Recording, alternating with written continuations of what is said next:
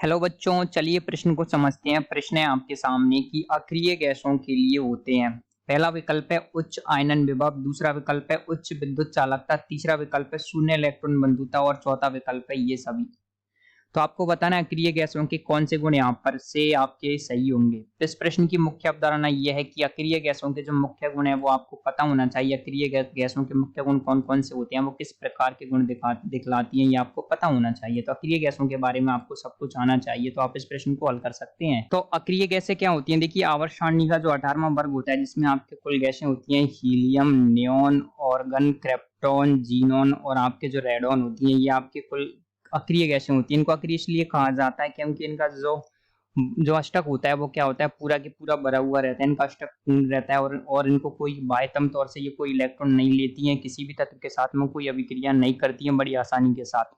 तो क्या होता है, देखिए इनका जो अष्टक रहता है, अष्टक क्या होता है, अष्टक उनका पूर्ण पूरित रहता है। पूर्ण पूरित होने की वजह से क्या होता है कि ये ना तो इलेक्ट्रॉन का त्याग करती हैं, ना ही ये इलेक्ट्रॉन ग्रहण करती हैं।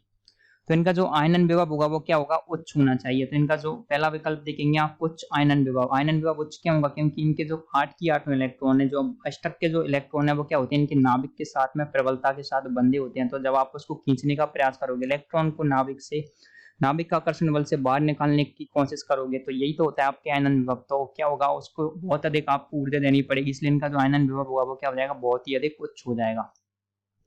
दूसरा क्या रखा है, उच्च विद्युत चालकता। तो क्या होता है, देखिए उच्च विद्युत चालकता क्या होता है कि ये विद्युत चालकता नहीं दिखलाती है।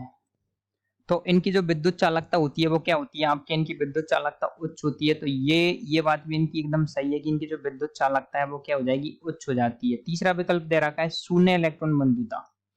तो इलेक्ट्रॉन बंधुता क्या होती है कि जो इलेक्ट्रॉन को अपनी ओर आकर्षित करने की जो क्षमता होती है, बंध के इलेक्ट्रॉन को अपनी ओर आकर्षित करने की क्षमता है, वो कहलाएगी आपकी इलेक्ट्रॉन बंधुता, इलेक्ट्रॉन नेगेटिविटी। तो क्या होता है कि इनके जो इलेक्ट्रॉन, जो इनका जो अष्टक है वो क्या होता है, पूर्ण पूरित होता है। पूर्ण पूरित होने की वजह से ये क्या करती हैं, ये ना तो इलेक्ट्रॉन लेती हैं और ना ही देती हैं। तो ये क्या करेंगे, इलेक्ट्रॉन को अपनी ओर आकर्षित नहीं करना चाहती, क्योंकि इनके पास ऑलरेडी इनका जो बाह्य अष्टक होता है वो पूर्ण भरा हुआ रहता है। तो पूर्ण भरे हुए रहने की वजह से इलेक्ट्रॉनों को आकर्षित नहीं करती हैं, तो इनकी इलेक्ट्रॉन बंधुता क्या होती है, शून्य होती है। ये बात भी एकदम सत्य बात है। तो शून्य इलेक्ट्रॉन बंधुता, ऑप्शन सी भी आपके सही है।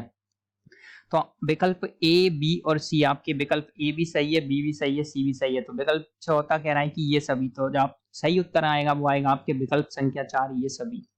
तो इस प्रश्न का सही उत्तर होगा वो होगा आपके विकल्प संख्या डी, ये सभी। तो अक्रिय गैसों के लिए उच्च आयनन विभव, उच्च विद्युत चालकता, शून्य इलेक्ट्रॉन बंधुता, ये सारे गुण होते हैं, इसलिए इसका सही उत्तर है विकल्प संख्या डी।